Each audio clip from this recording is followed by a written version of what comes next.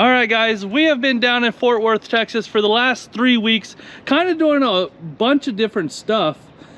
But we have met up here with Robby Garcia. A lot of you guys don't know him very well, but he actually competed at UCC. That's where we first met him. He was tearing down his engine after some catastrophic failure. He went over to Josh McCormick, borrowed his engine, and then finished out UCC. What place did you place at UCC? I think we placed 14th or 15th. We placed dead last. Right. But it was cool though, because I guess if you place dead last, you get a discount going back to UCC next year on the entry fee. So hey, I got a little break there. Yeah, so that covered a little bit of the cost of going into it. So I heard that you are headed to the All Truck Challenge. Yes, I'm super pumped about it. It's next week. Truck leaves out on Monday. I leave out on Thursday. I'm gonna fly out. I got somebody driving the rigs up there, and so I'll meet them down. I'm super pumped. I can't wait for this event. So what has happened from UCC to now? What have you changed on truck? What have you learned from the truck? Like, man, there's been a lot of changes since UCC. I mean, as far as learning, I can't tell you how much I've learned. Like, you know, I like to race, but I'm very inexperienced when it comes to the sled pull. So, you know, I think the UCC pull was my second or third pull I've ever done. Okay. And so I made 3 mistakes on every one, and now I feel like when I go back, I got 2 sled pulls at ATC that I get to do. I really know exactly how to make that happen. I guess you just got to stay in the brakes until the boost goes all the way through and then let it eat. You know, before it was wanting to leave when you're building up, you know, 6 pounds of boost, and I was like, okay, let off the brake and go, but that's not the way to do it. So I definitely learned that. As far as the truck's concerned, man, it's a forever learning experience because I never have the same setup. I'm always changing setups. You know, I'm always going, every race that I do, I go for more and more and more. I never go back to the race for the same thing because I'm always wanting to do better. I've yet to still make a full pass with all the business, put down all the sauce.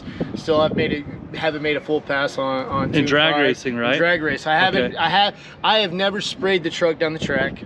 I've never got to use nitrous. I've never got to use Tune 5. Anytime I use Tune 5, well, the only time I used Tune 5, I blew a boot on a down pipe on the intercooler side. I blew a boot, and then the other time is when I hit nitrous going down the track, giving it the business, and that's at UCC when we hit the rev limiter and broke some tappets inside the block. But so long story short, we sent that block off to D&J. D&J fixed everything. They sent it back. We got the motor back in September. But since then, we picked up Exergy for a sponsor. Nice. Which is pretty cool. I was excited about that, you know, especially just getting going into it. But this truck's come a long way. Yeah. So, and they're a good company. They're a good company to partner with. We're partnered with them on our race truck also. Yeah. So on all fuel side, we have their CP3. We have, or their 14 mil CP3. We got the 400% overs. I heard yesterday you have 2 pumps now, yeah? Yes. Wow. So we have 2 Exergy 14 mils. Nice. We have 400% over Exergy injectors as well. The most challenging part is I run 410 gears inside of my truck, so finding the slicks to work right with that truck, because we were running on 29s, that's pretty much all we could get that's readily in stock. Right. But it would, the truck just didn't like it. It'd wrap it out and want to bang out the rev limiter, always going through. So that's why I've never been able to really get a good pass, is because of that. Since then, we just got the slicks that we needed, some 33-inch Mickey Thompson slicks. That's going to help out a lot. Yes. That's going to change everything. They were on 10, I've waited 10 months for these tires. Wow. They've been on back order. They're finally here. We got them on some bead locks. So I'm pretty excited that I'm gonna give it all the business, and I'm gonna fly down the track.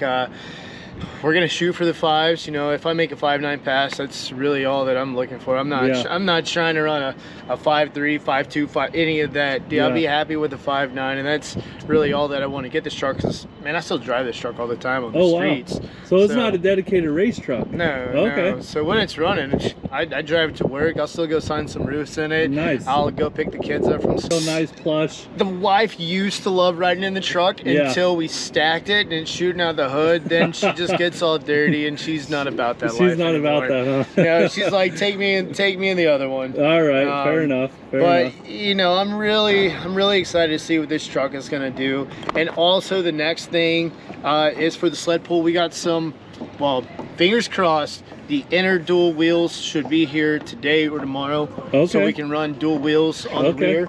I'm really hoping those come in, because I want to come with everything this year. I mean, I don't know if anybody remembers me from ATC last year.